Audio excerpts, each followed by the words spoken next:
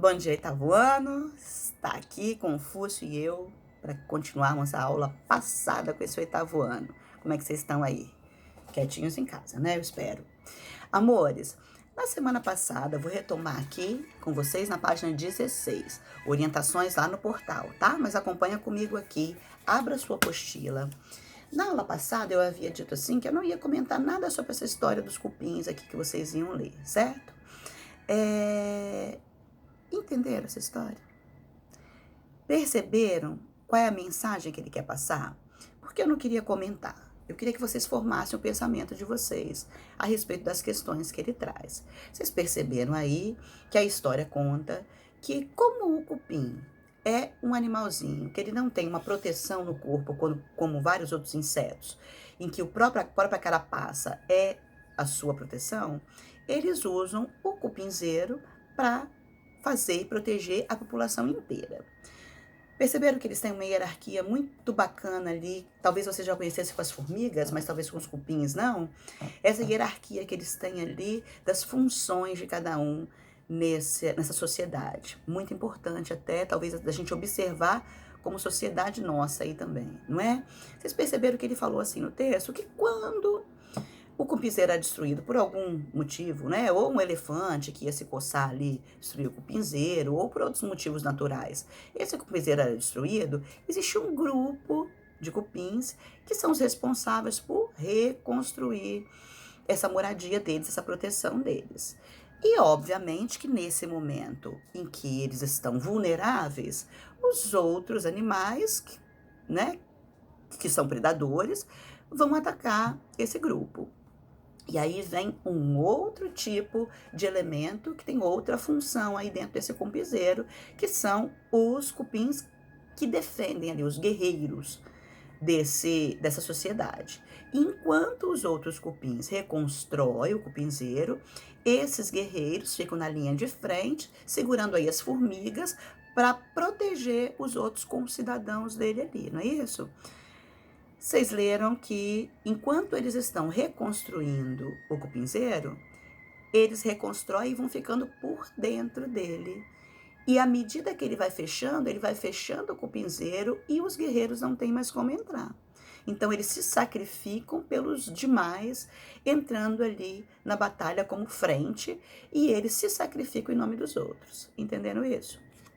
Pois bem, na página seguinte, na 17, ele traz um exemplo e a gente fala assim que esses guerreiros acabam tendo uma atitude heróica, não é isso? Eles se sacrificam em prol dos outros. Para que os outros vivam, eles entram na linha de frente para se sacrificar. Na página seguinte, na 17, ele traz um outro exemplo de herói, que é o Heitor. Para quem não conhece essa história, talvez vocês já conheçam, porque ela foi reproduzida em um filme bem popular, chamado Troia, e conta um pouquinho dessa história aí, não é? Heitor se sacrifica em nome do povo dele, porque teve uma história anterior em que o seu irmão, Paris, vai até Troia, rouba a esposa do rei, do Menelau, a Helena, uma mulher lindíssima, e ele sequestra ela porque ela se apaixona por ele e vai embora com Paris. E começa toda essa história aí. Heitor era o irmão de Paris. E quando o rei Menelau manda o herói de Troia, que é o Aquiles era um ser muito poderoso, um guerreiro invencível. Não tinha batalha que o Aquiles não tivesse perdido. E todo mundo já sabia que qualquer batalha a ser enfrentada com Aquiles, ela era uma batalha perdida. Heitor se coloca na frente dessa batalha para defender a honra do povo dele. Pois bem, o texto fala assim que há uma diferença entre essa postura heróica do Heitor e a postura heróica dos guerreiros lacupins. Por quê? E ele diz assim: por que é que um é representado numa história épica, numa história heróica, e o outro é só tido como uma história a mais?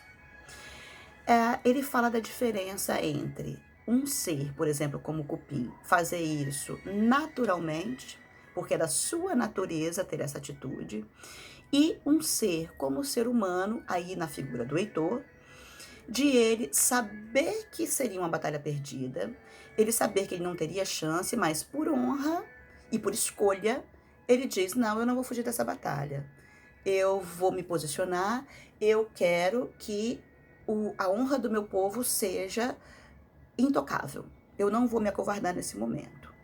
Ele fala de escolha, ele fala que o Heitor, ele podia ter falado: não, eu vou morrer.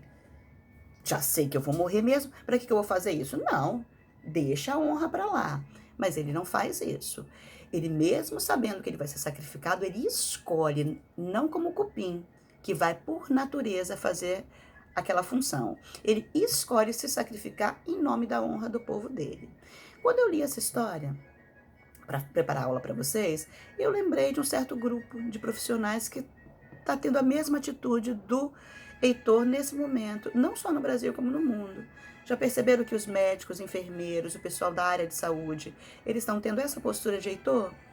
Mesmo sabendo que estão enfrentando uma doença que não tem cura, que é altamente contagiosa, nós não temos visto, médicos e enfermeiros abandonando seus postos porque estão com medo de contrair a doença. Não é uma atitude heróica essas pessoas se colocarem na frente de batalha contra a doença para salvar vidas, mesmo podendo se contaminar e muitos virem a óbito?